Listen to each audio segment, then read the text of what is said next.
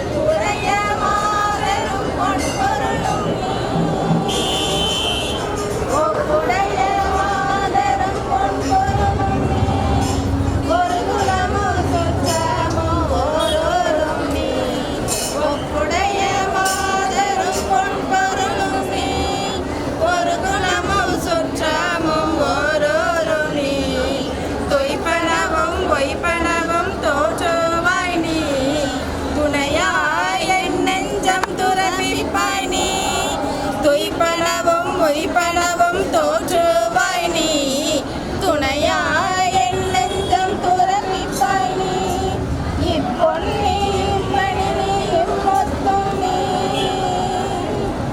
இப்பொன்னி இம்மணி நீ இம்மொத்தும் நீ இறைவன் நீயே இருந்த செல்வன் நீயே இப்பொன்னி இம்மணி நீ இம்மொத்தும் நீ இறைவன் நீயே இருந்த செல்வன் நீயே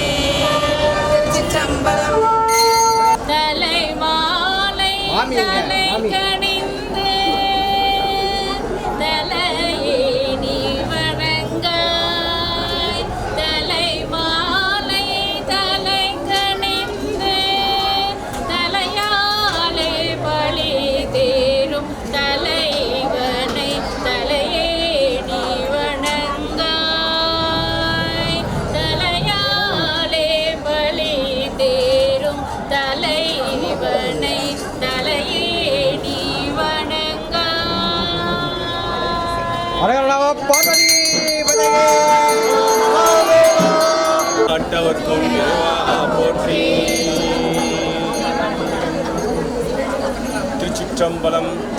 அதாவது எப்படின்னா கைலை மலை இப்படிதான் இருக்கும். கைலை மலை வந்து நொடித்தான் மலைன்னு சொல்லுவாங்க. எப்படின்னா சாமி இப்படிதான் இருப்பாரு.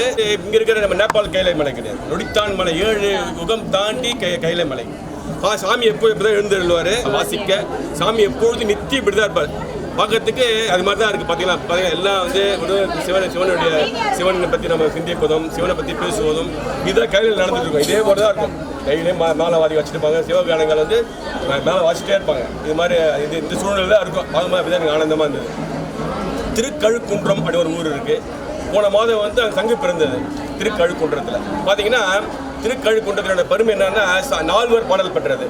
அந்த மலையே வேதமாக இருக்கும். வேதமாக இருக்கும்போது வேதத்தால் இருக்கிற வேதபுரி நாதர் சாமி பேர், வேதபுரி ஈஸ்வரர் சாமி. பார்த்தீங்கன்னா 4 வந்து ஒரே இடத்துலேருந்து பாடுவாங்க. 4 காலகட்டத்திலேருந்து பாட்டு போகிறாங்க.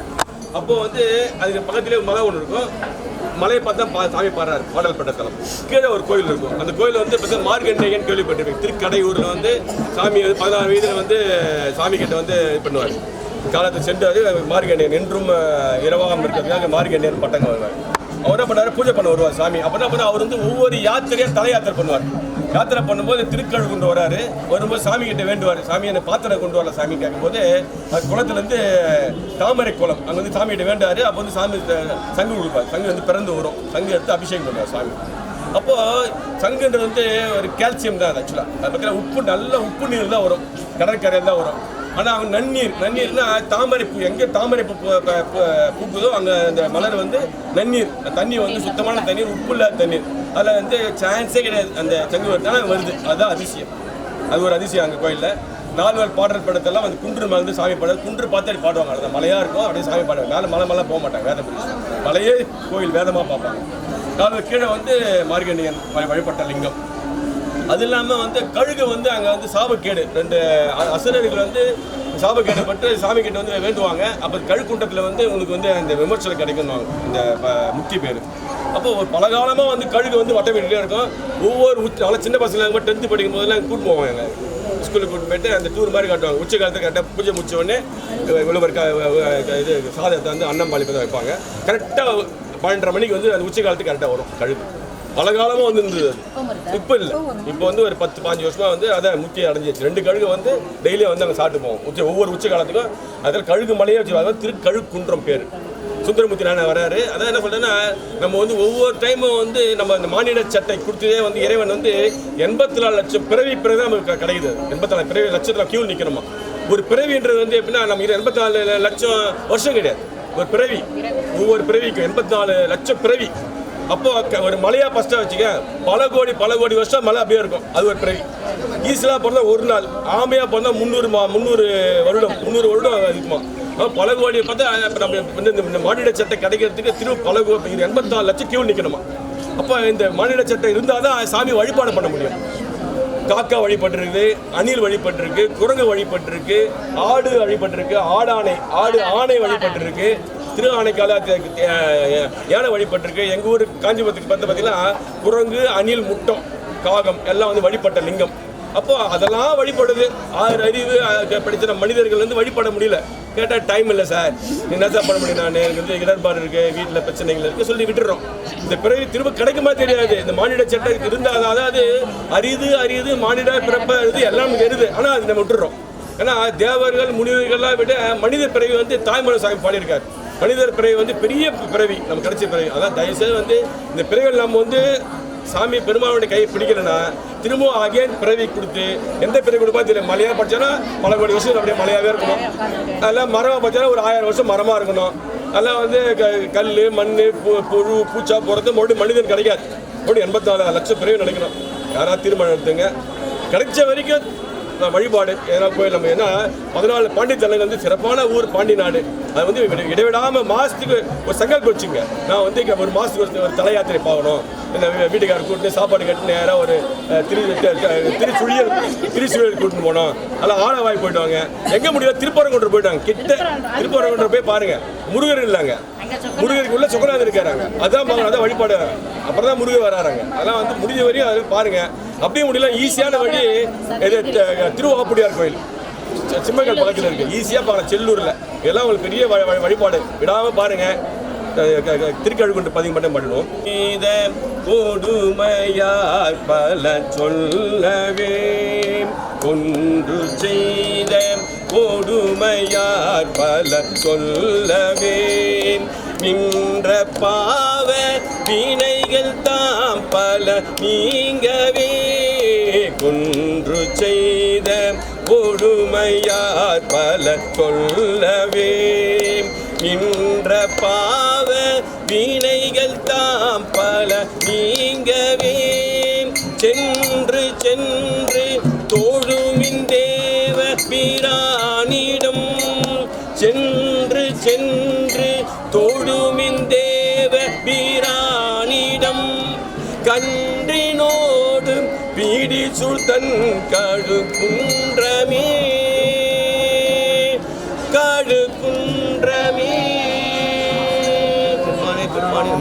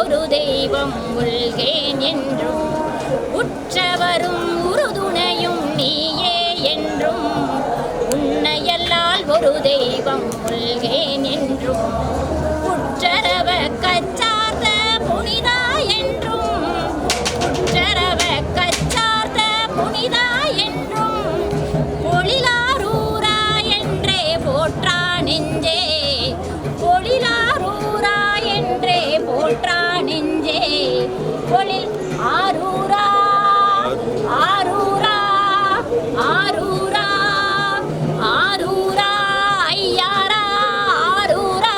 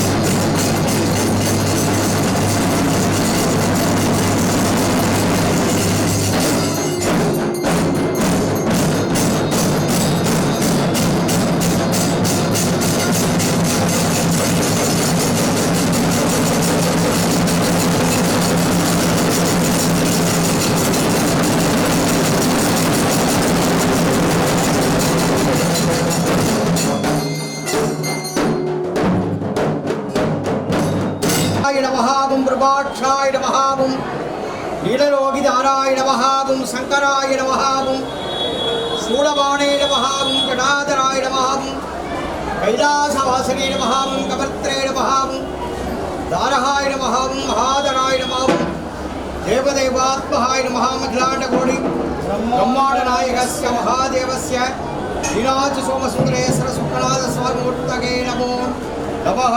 சிவாத் சிற்றம்பலம்.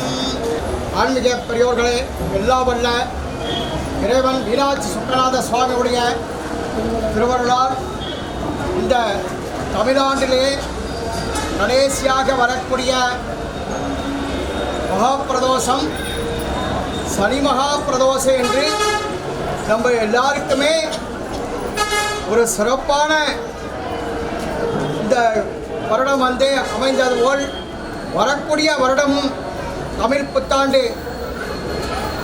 தினத்திலே அடுத்த பிரதோஷம் திருக்கல்யாணத்துடன் அம்பாளுக்கு சுவாமிக்கும் மீனாட்சி சுந்தரேஸ்வருக்கும் திருக்கல்யாணத்தில் வரக்கூடிய பிரதோஷம்.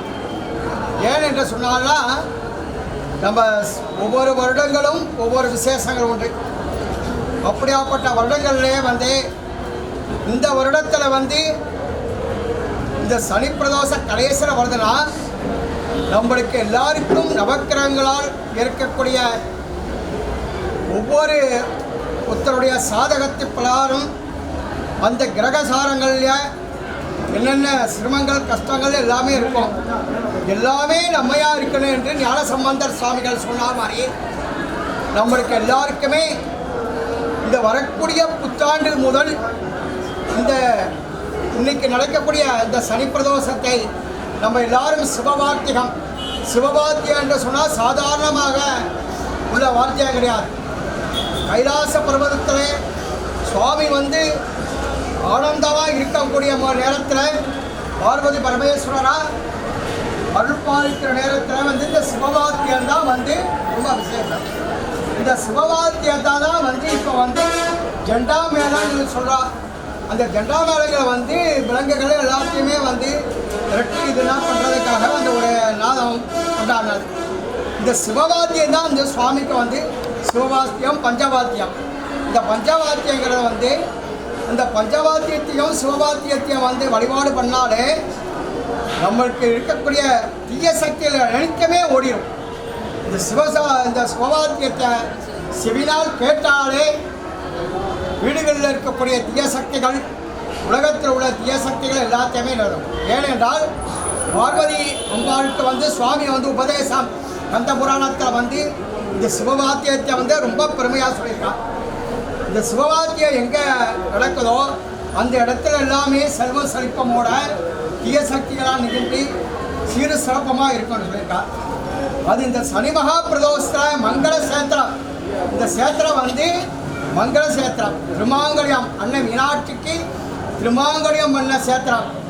அகஸ்திய மாமுனிவரால் சுவாமியை பிரதிஷ்டை செய்து திருமாங்கல்யம் பூஜை பண்ணி வழிபாட்டு சேத்திரம். இந்த சேத்திரத்தில் இந்த சனி மகா பிரதோஷத்தில் சிவவாத்தியத்துடன் நம்ம எல்லாருமே பார்வதி பரமேஸ்வரரை வந்து தரிசித்ததால் நம்மளுக்கு சகல நன்மைகளும் உண்டாகி வரக்கூடிய பிரதோஷம் திருக்கல்யாணத்தோடு வருகிறதால் அந்த பிரதோஷத்தை எல்லாருமே வந்து தரிசித்து இறைவன் அருள் பெறுமாறு அன்புடன் வேண்டிக் கொள்கிறோம். வருகின்ற திருக்கல்யாணம் வருகிற 21 தேதி அன்று மிக சிறப்பாக நடைபெறும். மதுரை மீனாட்சி அம்பாள் ஆலயத்தில் நடக்கக்கூடிய நாள் அன்று இதே நேரத்தில் அதே லக்கணத்தில் இங்கே வந்து திருக்கல்யாணம் நடைபெறும். அனைவரும் திருக்கல்யாணத்தை கண்டுகளித்து அன்று மாலை 4 மணி அளவில் சுவாமிக்கு நந்தி பெருமானுக்கும் அபிஷேகத்தையும் கண்டுகளித்து இன்னைக்கு எப்படி சகல தோஷங்களை நிவர்த்தி பண்ணுறதுக்கு சுவாமி நம்மளுக்கு காட்சி கொடுத்தாரோ சகல செல்வங்களும் குழந்தைகளுக்கு கல்வி, ஞானம், உத்தியோகம், குழந்தைகளுக்கு திருமண தடைகள் எல்லாம் நீங்கி திருமணங்கள், புத்திரபாக்கியங்கள் எல்லாமே கிட்டும். ஆகையால் மீனாட்சி சோமசுந்தரேஸ்வருடைய திருக்கல்யாணத்தை கண்டுகளித்து எல்லாம் வல்ல இறைவன் மீனாட்சி சுக்கநாதருடைய அருள்பெறுமாறு வேண்டிக் கொள்கிறோம். இப்போதும் வியாபாரம் பாடுகிறார்கள். கம்பளம் தென்னாடுடைய சிவனே போற்றி. பூக்கை கொண்டு அரண் பொன்னடி போற்றிலார். பூக்கை கொண்டு அரண் பொன்னடி போற்றிலார் நாக்கை கொண்டு அரண் நாமம் நவிலார் மூக்கை கொண்டு அரண் பொன்னடி போற்றிலார் நாக்கை கொண்டு அரண் நாமம் நவிலார் கைக்கே இறை தேடி அலமந்து ஆக்கைக்கே இறை தேடி அலமந்து காக்கைக்கே இறையாகி கழிவரே காக்கைக்கே இறையாகி கழிவரே. என் நாடுடைய சிவனே போற்றி, என் நாட்டவர்க்கும் போற்றி.